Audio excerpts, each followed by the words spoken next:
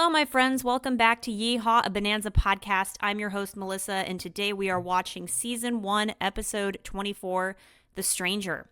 I am in a remarkably good mood today. Not only is it perfect outside, the weather's amazing. It's like 75, ideal temperature, perfect for walking, perfect for being outside, but we have a great episode today, and I'm super excited to talk about it. And it's just like a nice little bit of hope, especially because I didn't love last week's episode. So this one was really nice to watch, and I am so excited to get into it. Quick heads up, I just wanted to let you guys know that I do have some family coming into town the next few weeks, and then I'm going to be out of town because I'm going to California.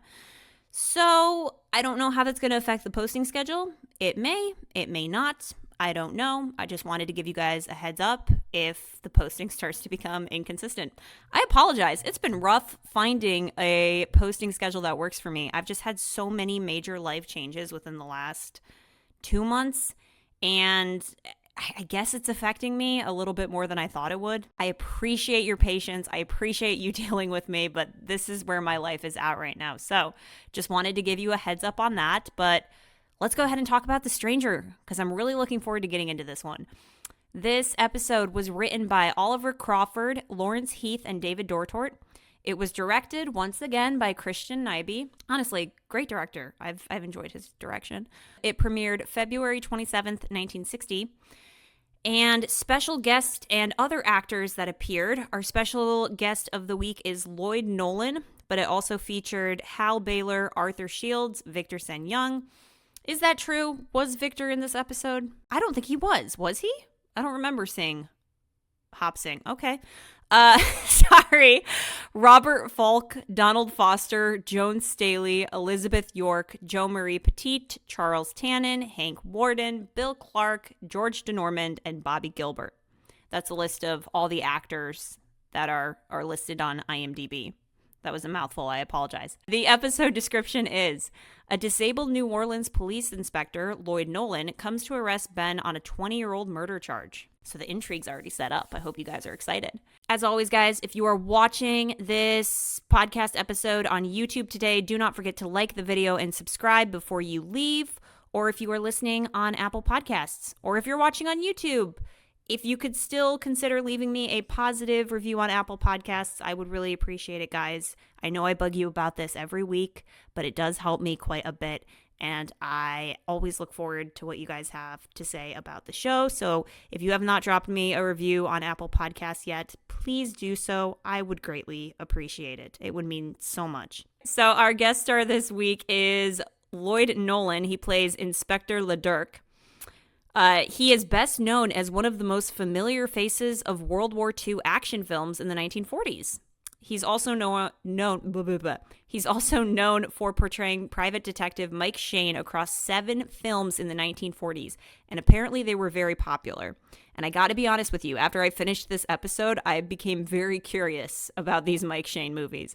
And quite honestly, I think I might make it a goal to check them out, because I quite enjoyed Lloyd Nolan in his role as Inspector LaDuke. Speaking of Lloyd Nolan, let's see what IMDb has listed as some of his notable films. So obviously, he is not limited to this, but the first 4 movies that pop up on his IMDb page are Hannah and Her Sisters, 1986, Julia, 1968 to 1971, assuming that's a TV series, yes, Airport, and Lady in the Lake.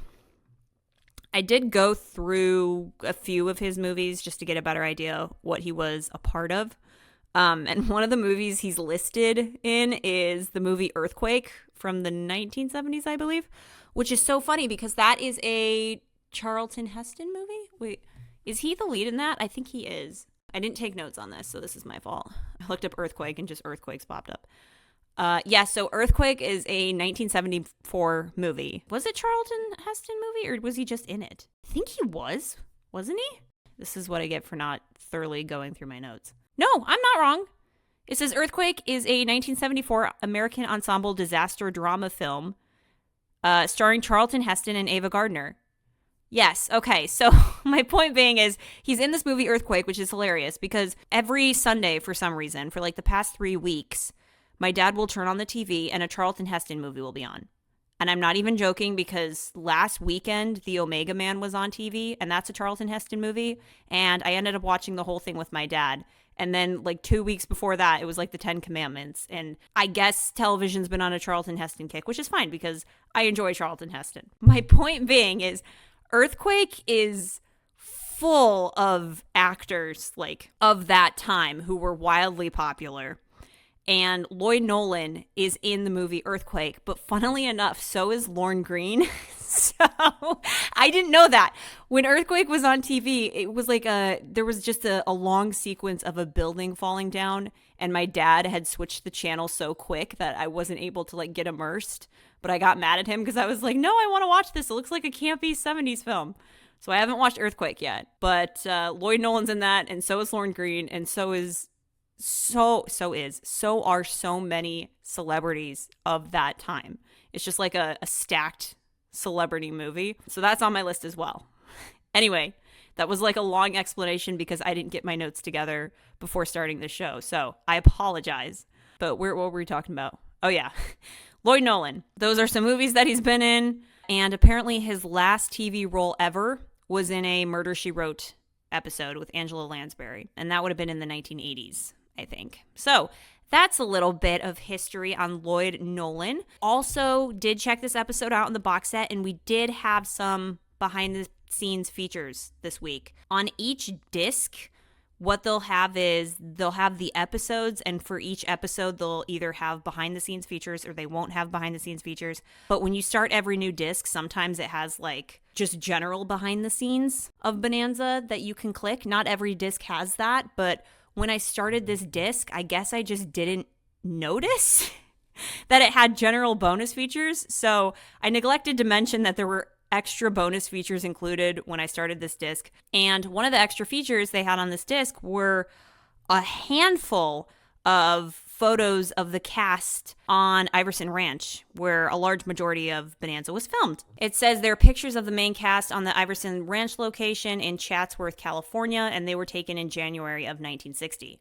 There were like, let me pull up my phone, 25, 30-ish photos, and it's all of the main cast either posing with their guns or with their horses, and these are like model photos. The way they're posed is they just look so magnificent. They're like, I wish I could share these. I don't even know if these pictures are online. And there's a shot on here of Purnell on his horse where he's leaning back, like he's got one arm propping him up and he's like leaning back, and I'm just like, oh my gosh, I want to draw this so bad. Like, it's just like, it looks like such a perfect picture to use as reference to draw. It looks so good. But these cast photos are absolutely fabulous. Lots of smiles. There's just great shots of the cast with their horses. And I wish I could share more with you guys than that, but get the box set. That's all I can say. These pictures are so good. And then the last picture of the guys on Iverson Ranch is of Dan Blocker holding his co-stars. And this is a very popular photo. I believe I've already posted this one on my Instagram page at Yee-Haw Bonanza Pod. It's a great photo. It's one of my favorites. I wish I could get a copy of it. And then you got some pictures of the guys standing with their rifles. Classic Western shots. Although you can see the guy who's taking the picture, you can see his shadow in the picture, so that's kind of funny. As far as pictures go for this particular episode, The Stranger, there are some really adorable behind-the-scene pictures of Michael Landon in the jail cell, but he's smiling and laughing, and it's super, super cute. There's also some pictures. What is the gentleman's name who plays the sheriff in this episode? Robert Foulk.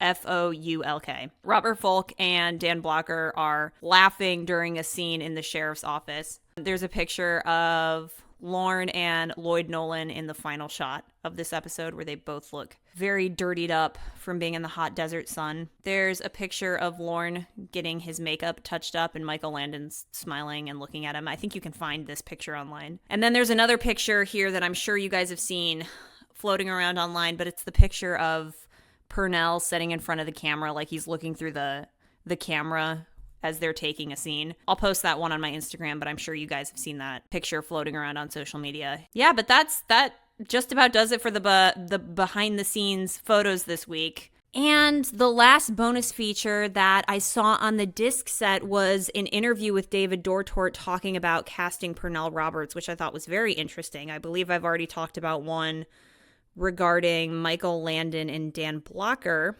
And this week I watched one on Pernell Roberts' casting. And basically what David Dortort said is, he said that at the time he knew that, so this was 1959, 1958, 59, I don't know. They didn't specify, but he said that at the time Pernell Roberts was doing Eugene O'Neill's Desire Under the Elms. And David Dortort said that he was having a hard time, quote, casting the wise, intelligent, interesting, sexy Cartwright brother. Which I would agree with all those adjectives describing Adam, but that's what he said. And he went on to say that Pernell was doing a scene at Republic Studios where Dortort got to see him dueling. And he said that Pernell, quote, moved like a cat. He was agile, very sure of himself, and confident. And after Dortort saw him in that dueling scene, he was like, I love his look. I love his aura. I want him for Adam.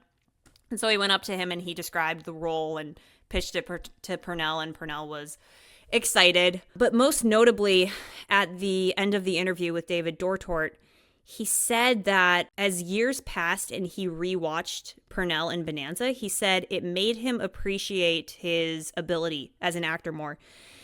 He said, quote, Pernell Roberts had a quality and mystery about him. He said that he was too impatient with him at times and he didn't recognize him like he deserved. And then he ended the interview with this, and I thought this was interesting. He said, when he wanted to be, there was no finer actor in the world than Pernell Roberts. I have to agree. I think Pernell Roberts was indeed a fabulous actor, and I really enjoyed watching that interview with David Dortort.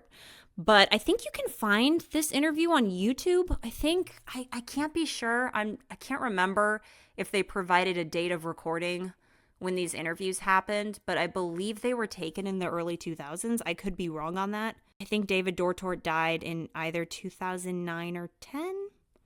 Not sure, don't quote me on that, but I think it was around that range. So I believe that these interviews were taken in the early 2000s, but I thought that was interesting.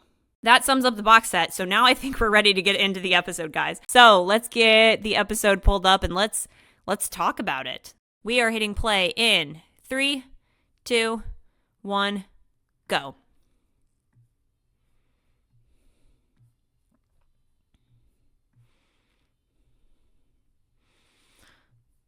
I'm such a sucker for camera shots that start on somebody's feet because it adds an aura of mystery and intrigue. Like, who are these characters? What potential threat do they pose?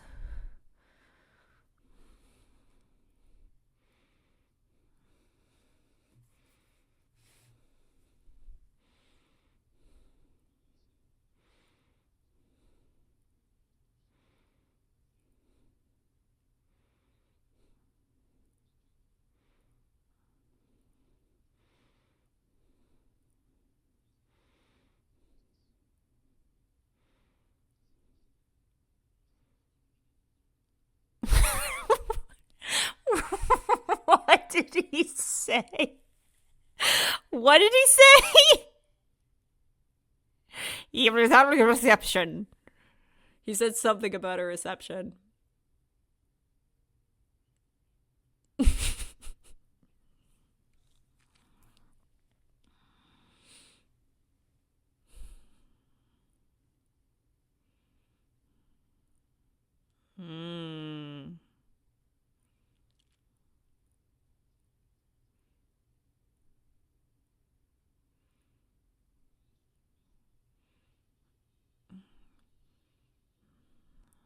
Wow, that stunt double really threw himself up against the wall there.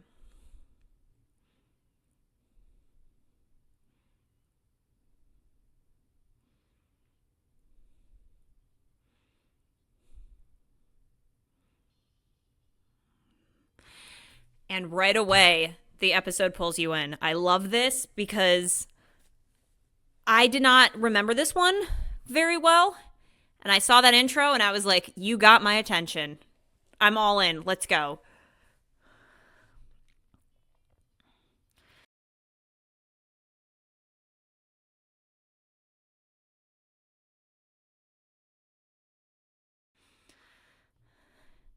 So, fun fact about Lloyd Nolan. Throughout this episode, he has an accent that kind of sounds like he's from like New York, like the Bronx. And he was from San Francisco, which I would not have guessed at all based on the way he talks. His cadence sounds very, very much like a New Yorker. And please forgive me for that terrible Bronx impression. That was not my finest impression. So please forgive me for that. But that's a little fun fact on Lloyd.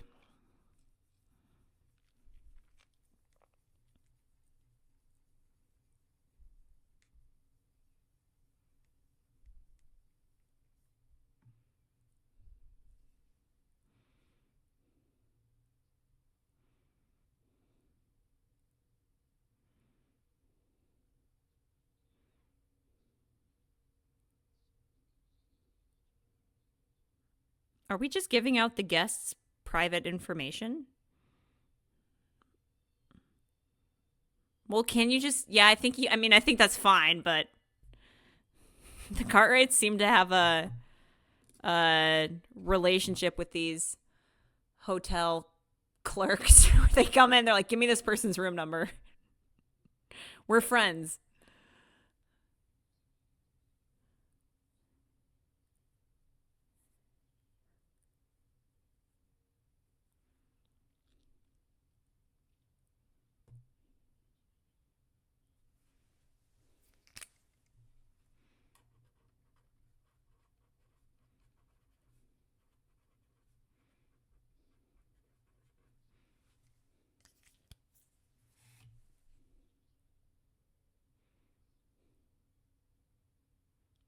Ugh.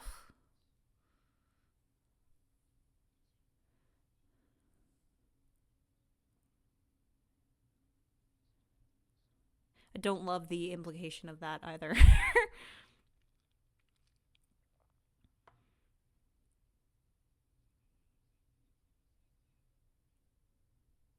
People are dropping comments left and right about Little Joe's mother, at least this far into the season.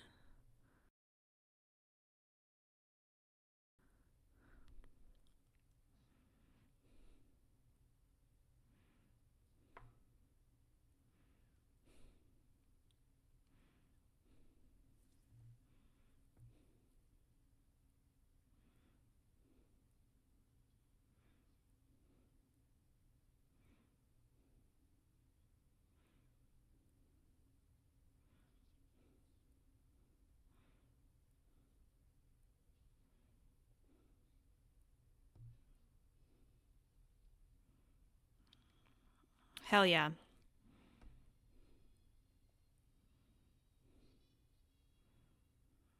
Though I do like that added touch of Joe's hesitation there.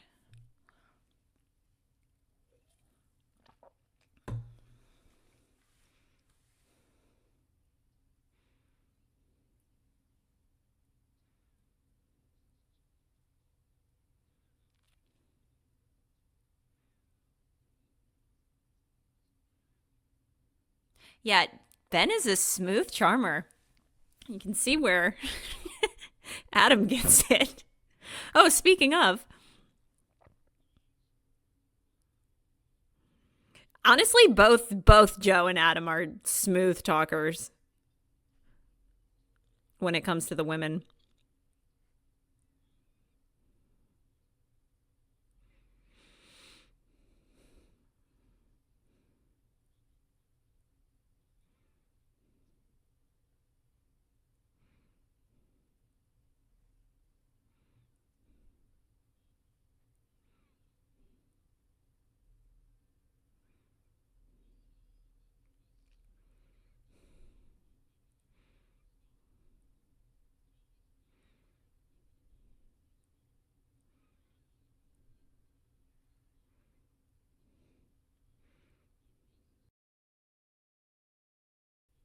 So in this episode, they mention that Nevada isn't a state yet. And if anybody's interested, Nevada officially became a state on October 31st, 1864.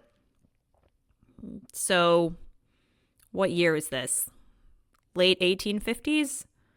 Early 1860s? That's one thing in Bonanza that was never made clear. It's like they would have historical events happen that clearly took place in like the mid 1860s, and then 2 seasons later they would make a reference to something that happened in like the early 1860s. So I think Bonanza just did whatever it wanted, and they're like, you can assume this takes place somewhere between the 1850s to the late 1860s. But in this case, we know it's before 1864.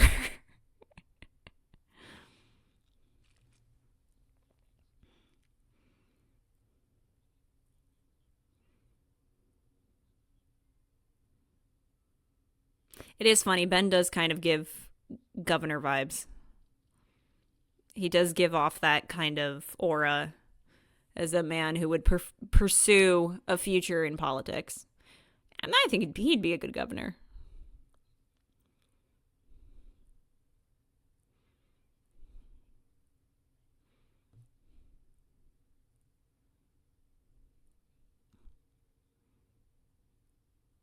That guy that just walked past. Did he need to be there? Just walking through. Just to show that, oh, we have ranch hands on the property.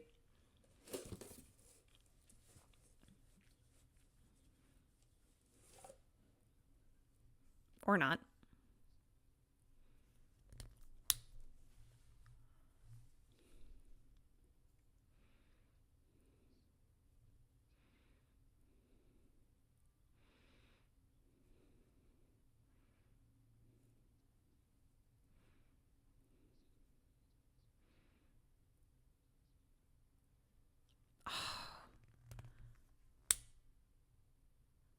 I love how Ben's facial expression changed there.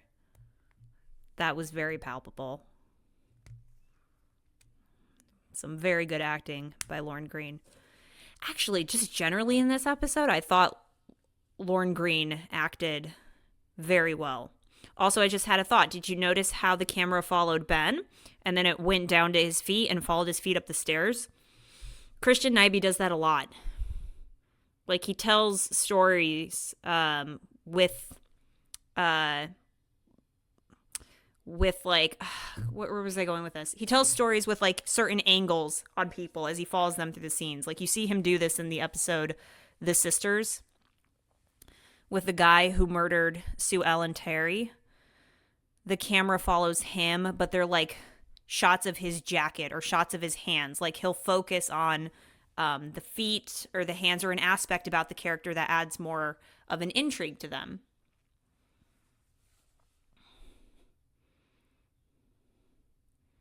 Anyway, back to Lorne Greene. Great acting in this episode. All around. I think it's a great episode for Ben, but Lorne's acting is awesome in this.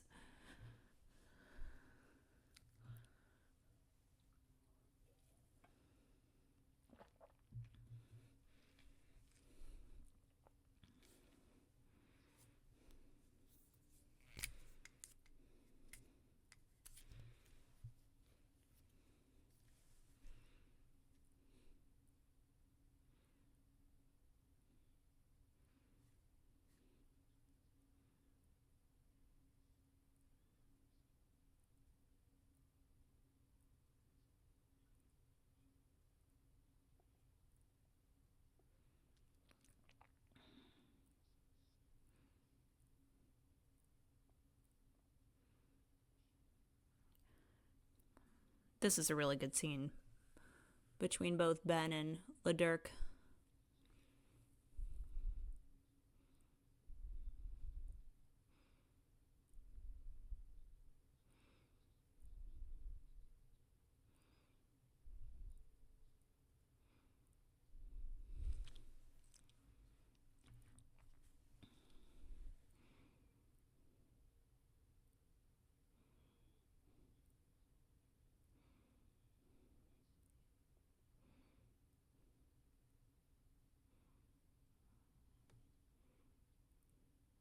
I love Lloyd Nolan's his cadence, his voice, his aura is like so relaxed.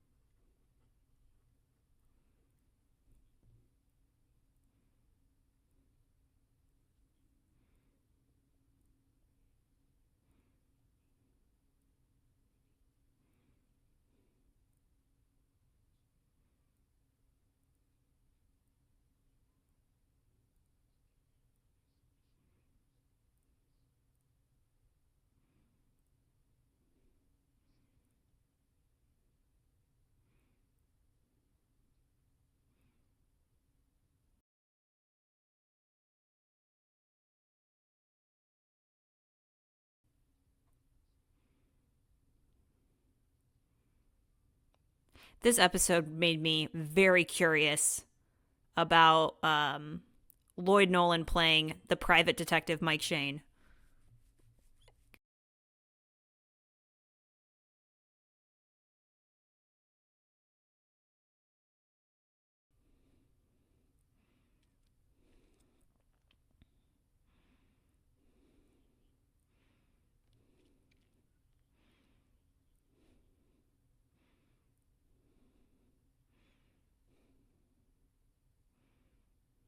You know, something I thought about in this episode is that Lloyd is a lot like Javert from Les Mis in this episode, and Ben is Jean Valjean.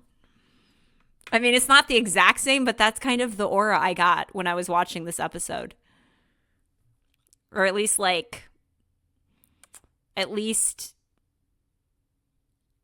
what's his character's name? LaDuke? LaDuke's intensity is a lot like Javert. You know?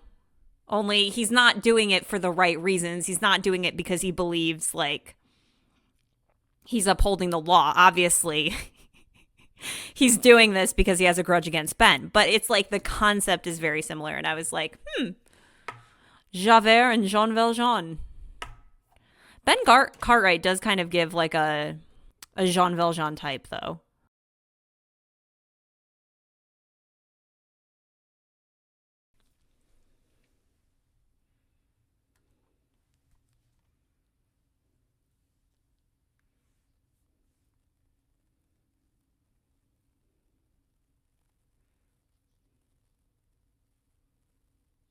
I did not understand that thing he said in the beginning. I can understand everything that this gentleman is saying now.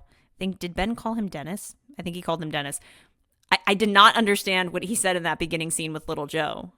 But now I can understand him. He's just got that thick accent. It's right here.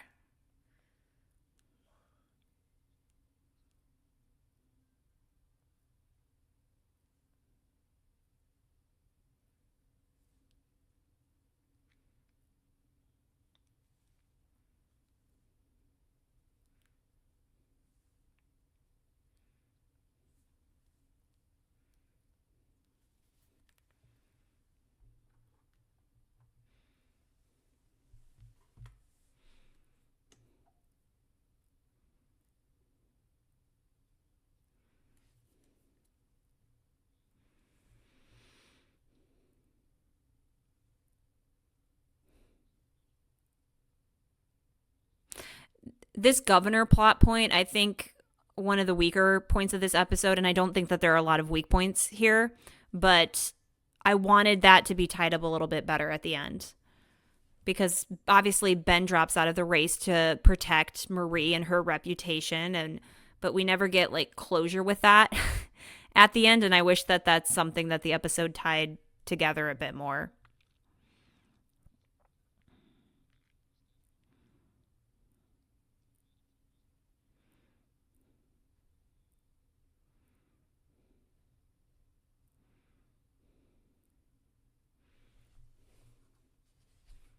Oh, I lied.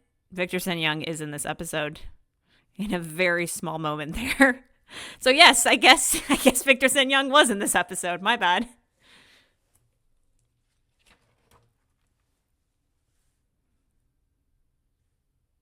That's true.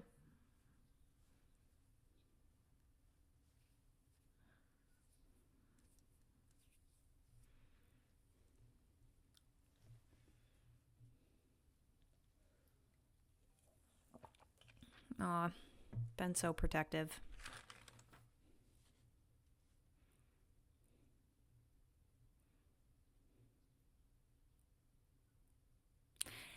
I want to talk about that. The implication here is that Little Joe does not know the details of Marie's past, but I do get the impression that Adam and Haas know. Pin that for later.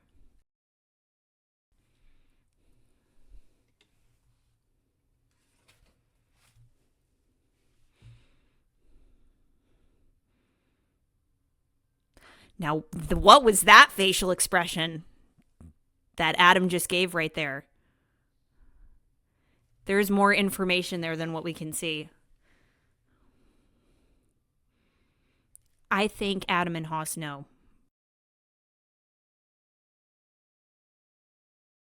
I think they have more information than little Joe. Pin that for later. Pin that.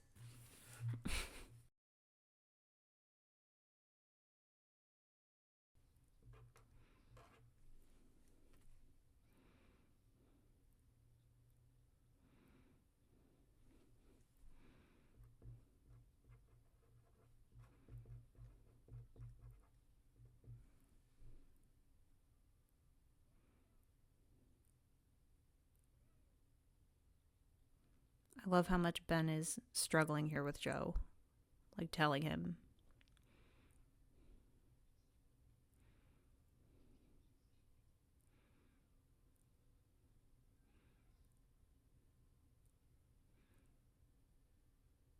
Mm.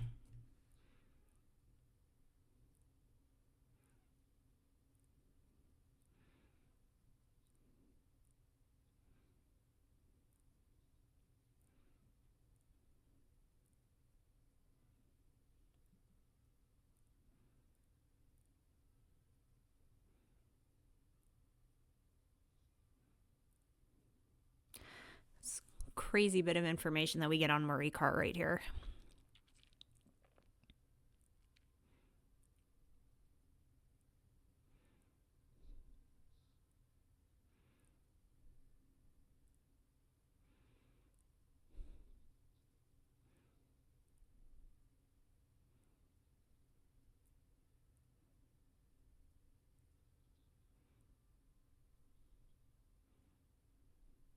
I love the idea behind this that, like, Ben has never told Joe. Like, he's tried to shield Joe. Like, he wanted to shield Joe so Joe could maintain this impression of his mother.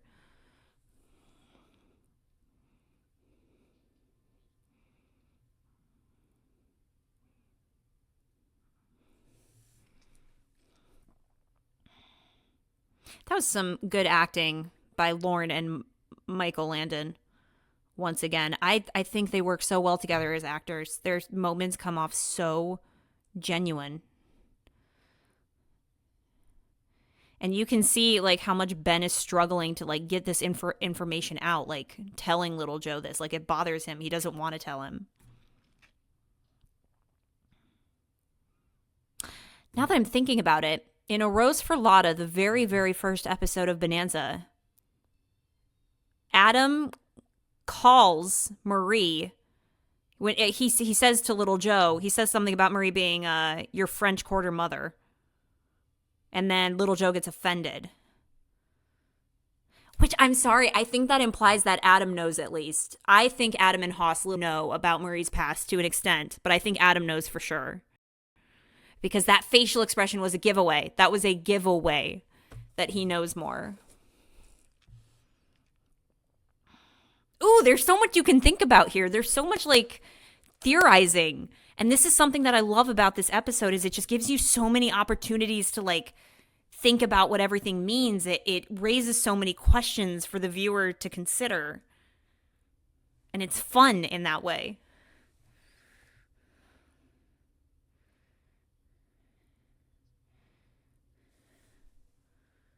Of course her name is Dixie.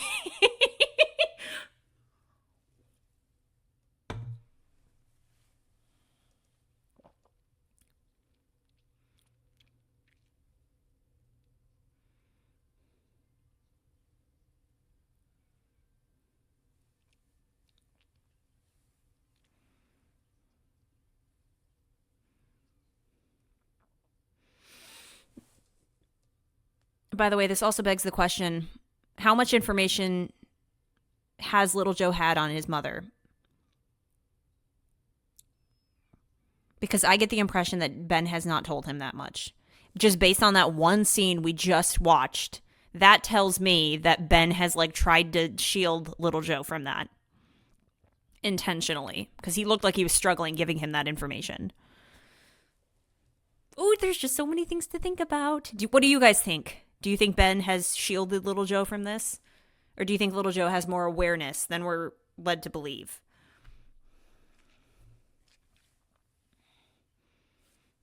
Is it LaDuke or LaDuke? Why do I keep doing this? I thought it was LaDuke. Okay, I guess it's LaDuke.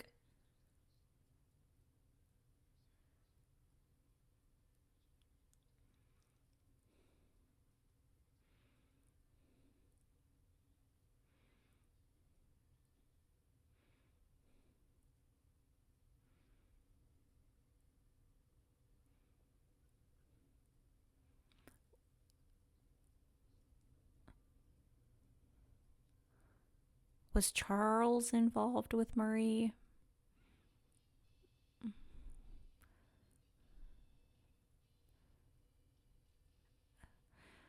I gotta tell you guys, when I watched this, I did not have a ton of memory of this episode. I really didn't. And so when Little Joe shoots him, I was like, oh my God, why would you do this? Took me off guard. Oh my goodness.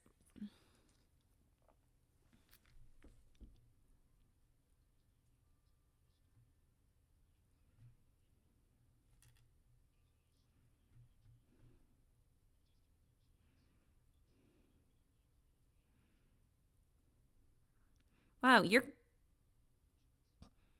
an SOB. That's cold, Mr. LaDuke or LaDuke. Why am I struggling with names so much? I did this last week with whatever his name was. I don't even Desert Justice was not a great episode, but that's okay.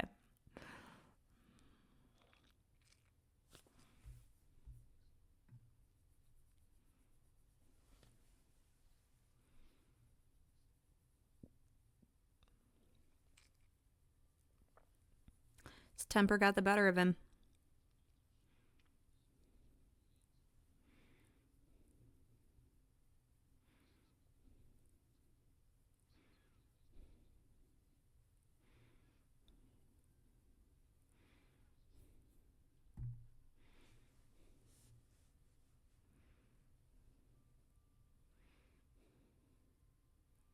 And this sheriff is the sheriff of the week.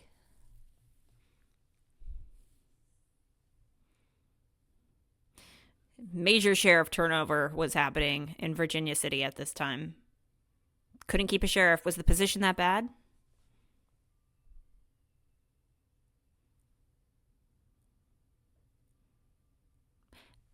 Shout out to the score for this episode. Really, really beautiful soundtrack.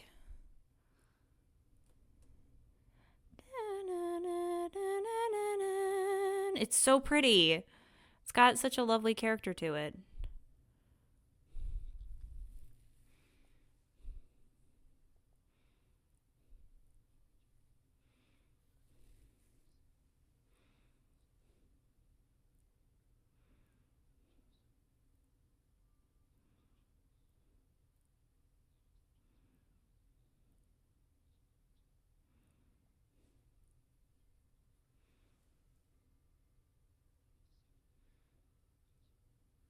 Okay, LaDuke.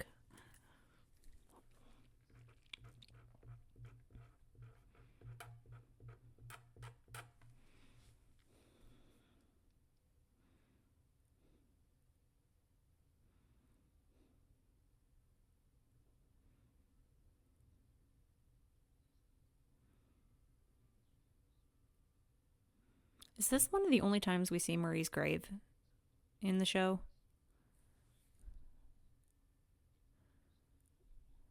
I think it is.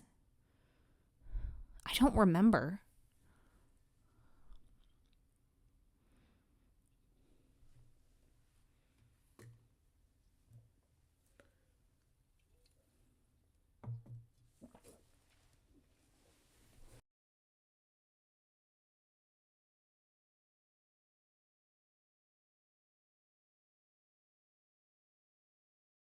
I love this because they're so concerned with protecting Marie's reputation as opposed to like theirs. And Marie was concerned with protecting them, vice versa.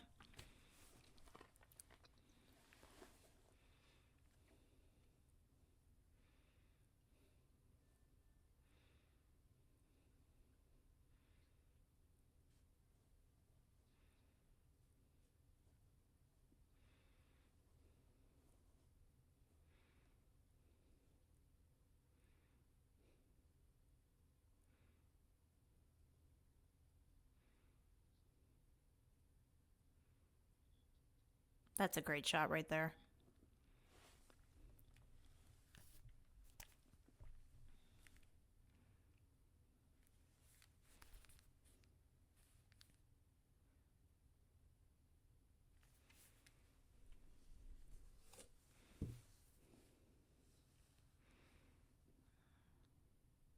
God, their acting together is so sincere. I just love it so much. It's so, so genuine and sweet. It's just got, their moments have just such an element of tenderness to them.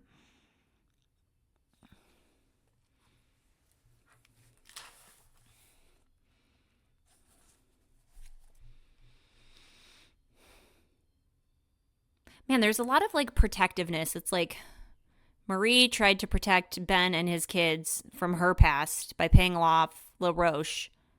Ben tried to protect her by refusing to go to trial for fear of her past coming out. Years later, it comes back, and it's like the same repeated situation with little Joe.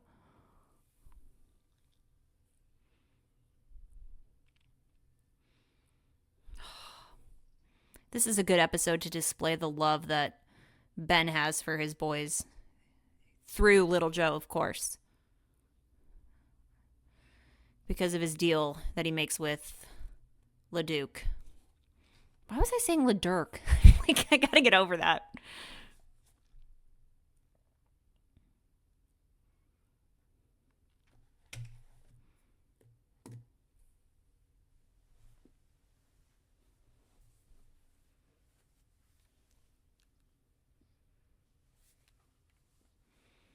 I saw you running into town with your son. If you come to plead for him, you're wasting your time.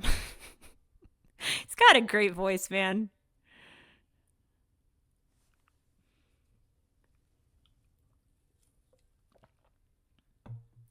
Because we're back to respecting the law. Screw the episode Blood on the Land. Ben Cartwright respects the law.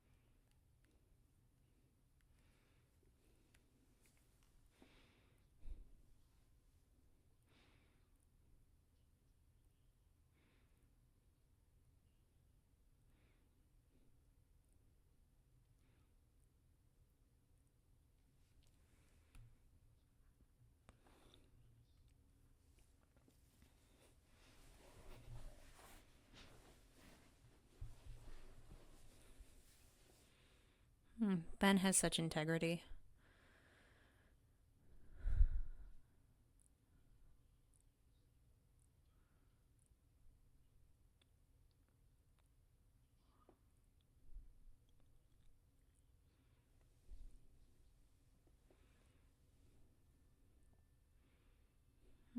If looks could kill. God bless Ben Cartwright for having as much patience as he has, because Lord knows if this was Adam or little Joe, they'd blow a gasket.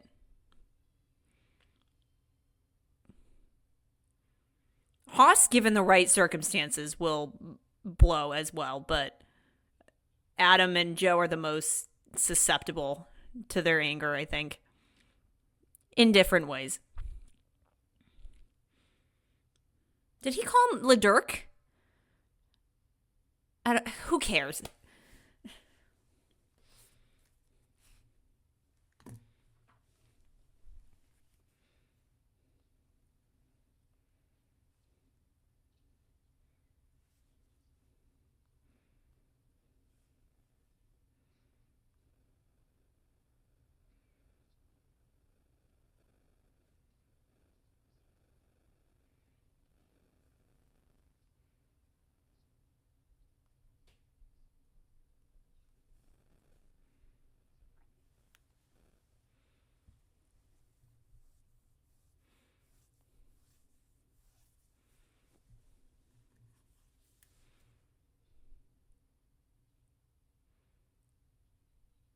Okay. Really?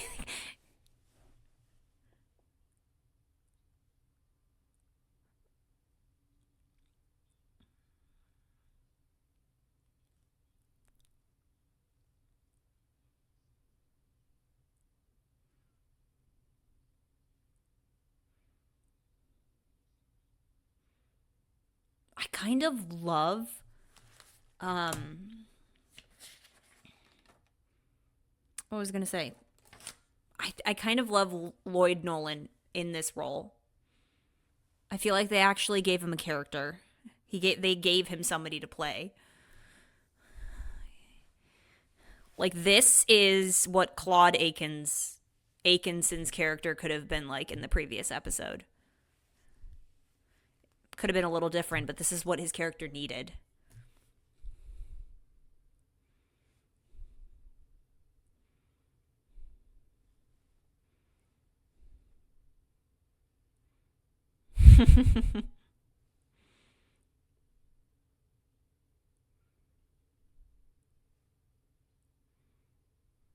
Like we did it in the last episode, we can do it here, Pa. Maybe make up for some of the writing in the last week's episode.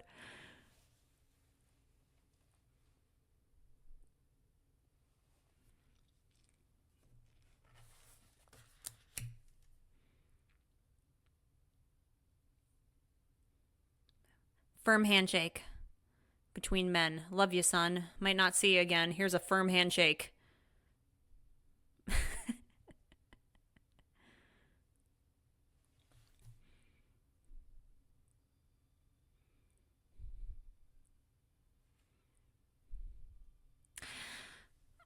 As far as I know, Little Joe in the jail cell was the last appearance of him in this episode. And I don't love that because this episode, Little Joe's in a little bit more than a supporting role compared to Adam and Haas.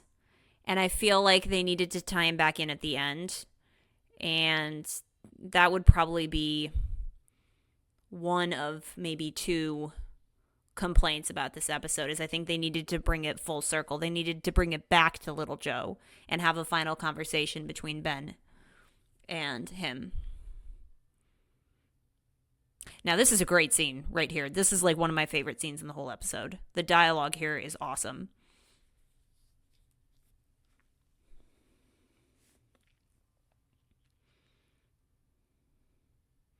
Like they actually took time to nurture the relationship between Ben and LaDuke. Like you can feel the history between them here.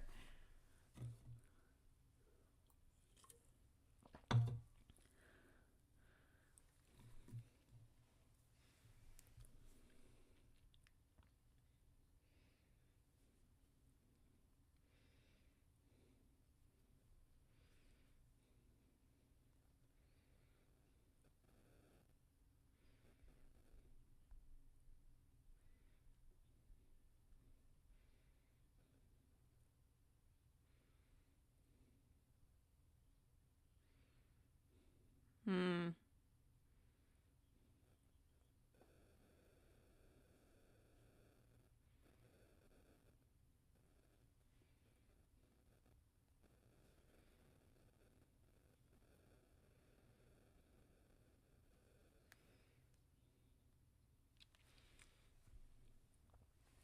Such good character insight into LaDuke. Also, Lorne looks really handsome here. The rugged scruff and his hair, he looks really good.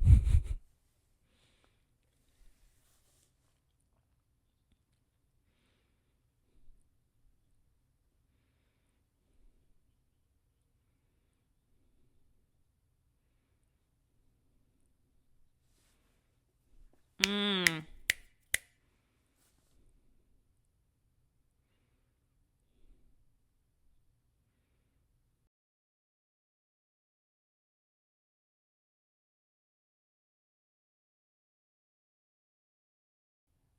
This dialogue is so good.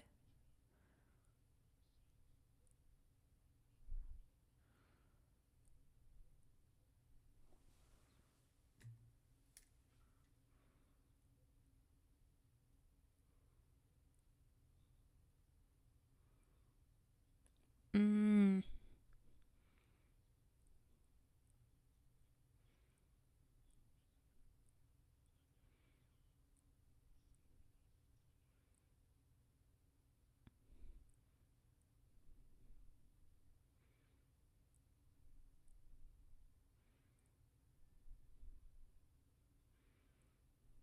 That is such a good scene.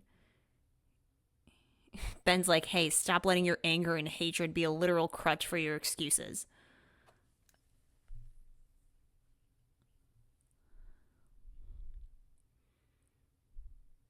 Wow, he threw that water so far it didn't even land on the blanket. That's impressive.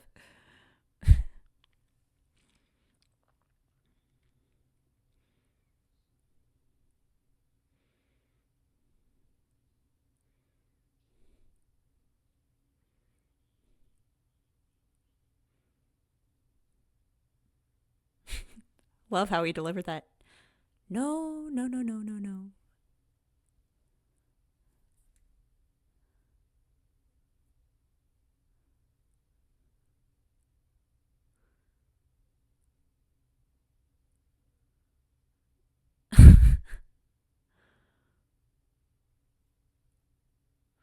That felt like something Adam would do there. Maybe with maybe like a bit more intensity, but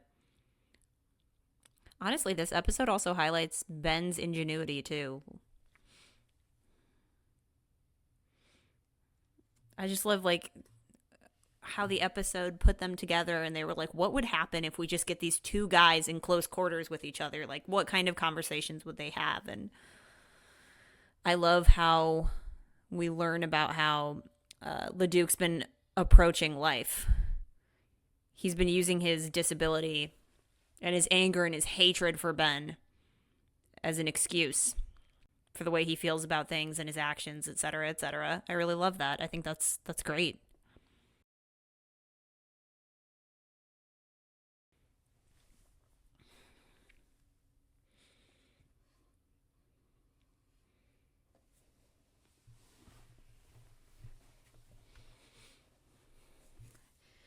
Lucky those shots came.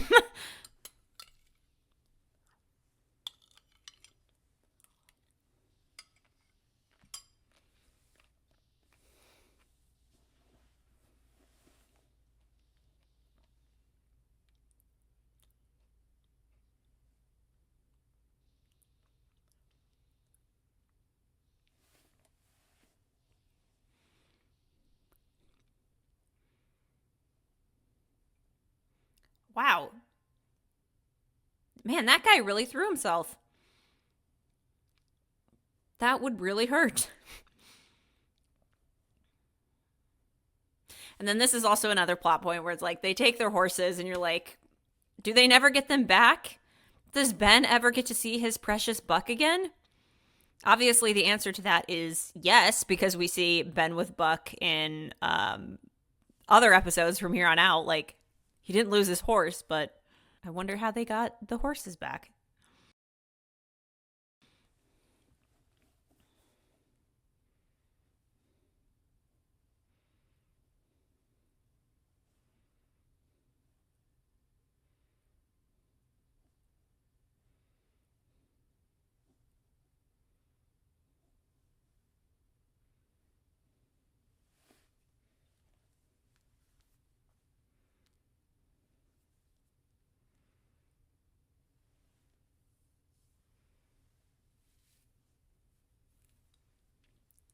Ba-bum.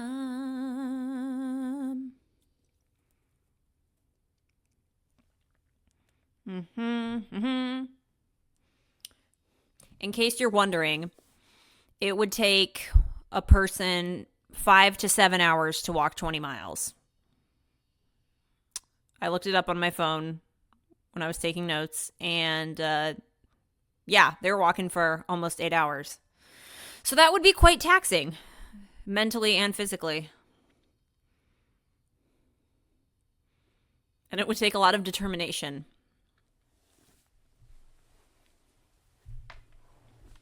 And especially over hills or mountains or whatever he said.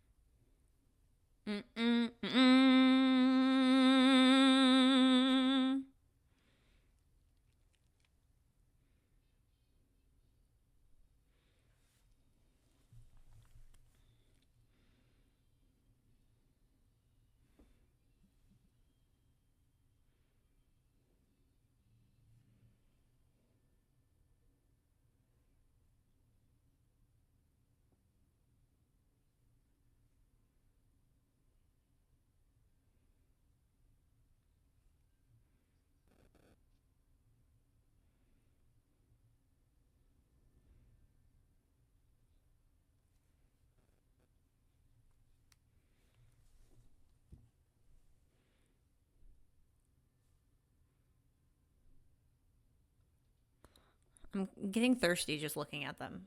Where's my water?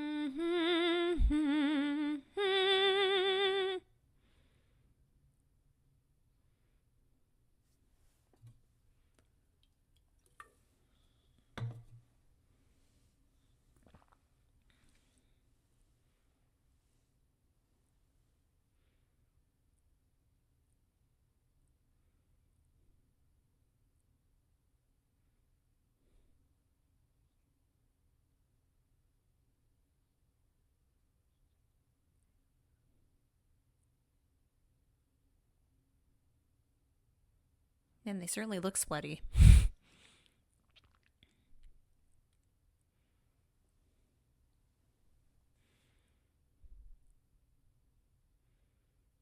Ben's like, yeah, it's whatever.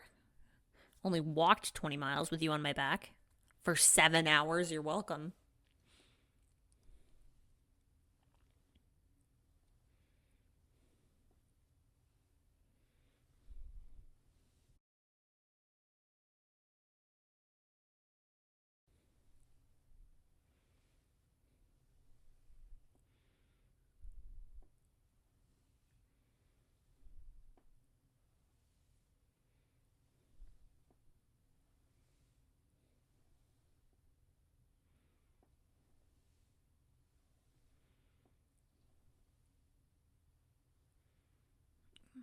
The implication here is that he just got too tired.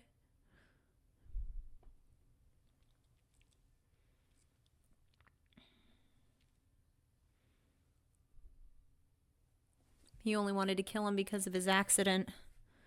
It's a long time to hold a grudge.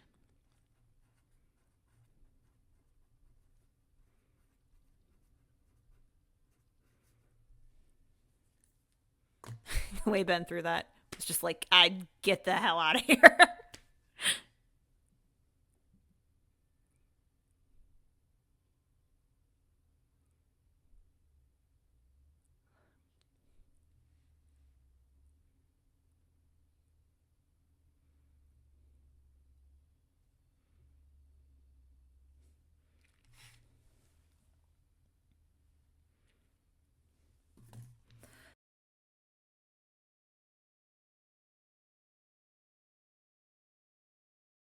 And we all live happily ever after.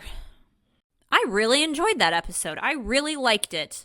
Obviously, we have a theme of, using your hatred and your personal failures and attributing that to an accident caused by another human being. In this case, Lloyd using his leg handicap, his jealousy over what Ben has, his wives, his son, his land. I think that conversation that Lloyd has with Ben around the campfire is super poignant, and it's one of my favorite scenes in the whole episode. I made notes of the dialogue where Ben says, I've hated men in my time, but I've been able to control myself and not allow that hatred to influence my life. LaDuke responds, why not? You're a rich man, you have sons, you've loved women and been loved by them. Then Ben says, it's really been of help to you, hasn't it? The way you use it to lean on like a crutch, to explain away your personal little failures, your police work with women, and your relations with other people. Face it, it's not your knee, it's you. I loved that whole conversation.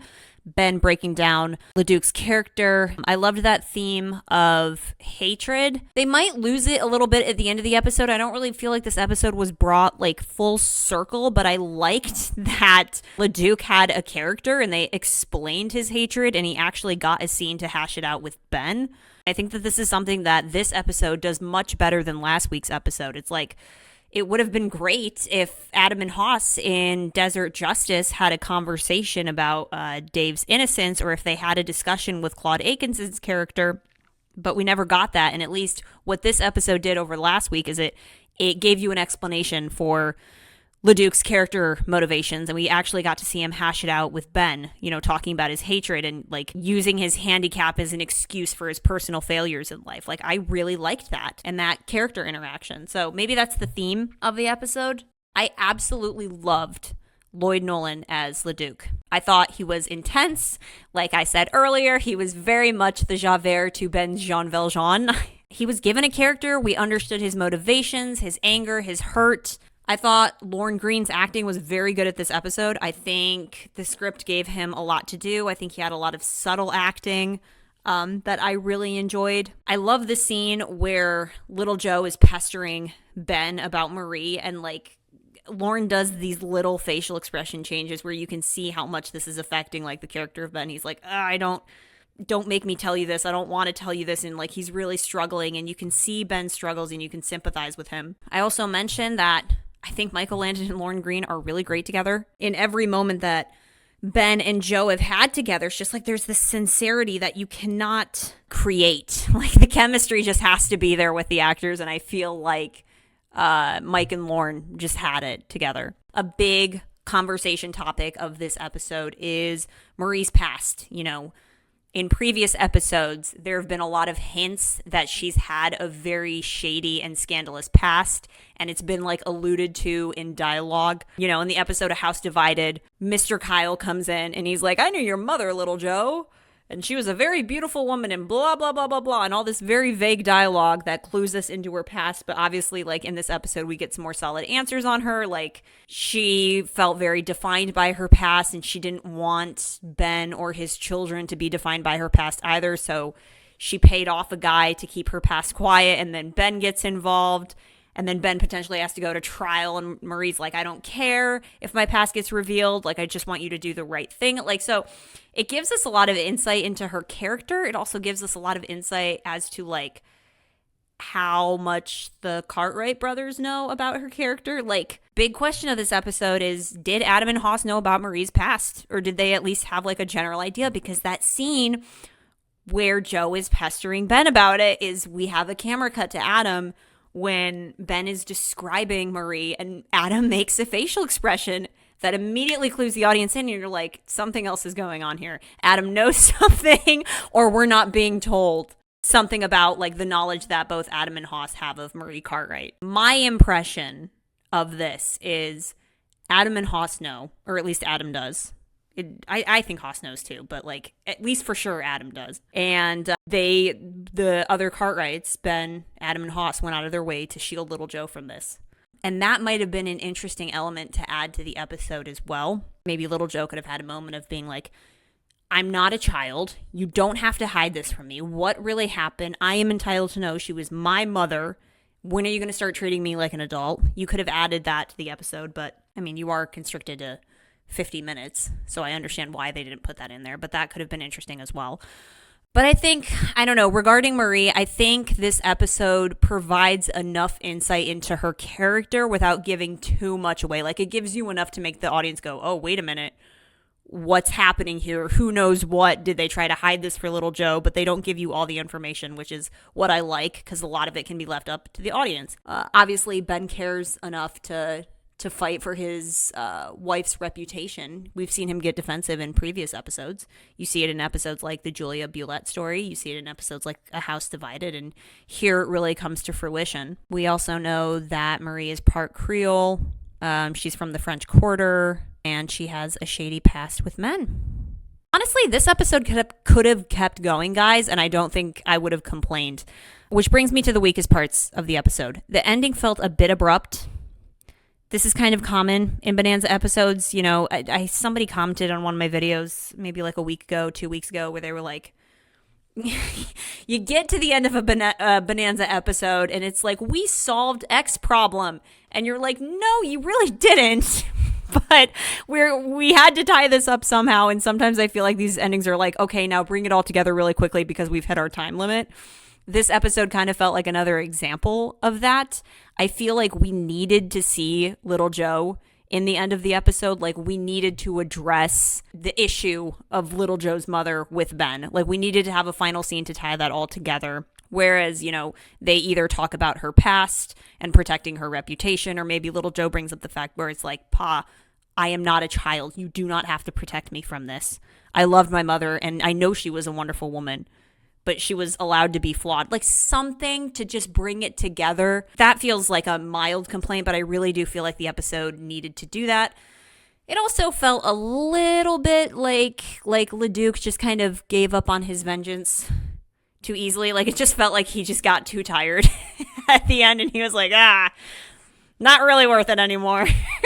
But again, those are like minor complaints. I really think the rest of the episode was strong. This is one of my favorite episodes of the seasons. I really, really enjoyed it. I think it was a great character episode for Ben. And I think it was a good tease of Marie Cartwright's character. I just think they needed to tie it together a little bit more at the end. But yeah, great episode. I think it's safe to say that Ben will not be running for governor again anytime soon.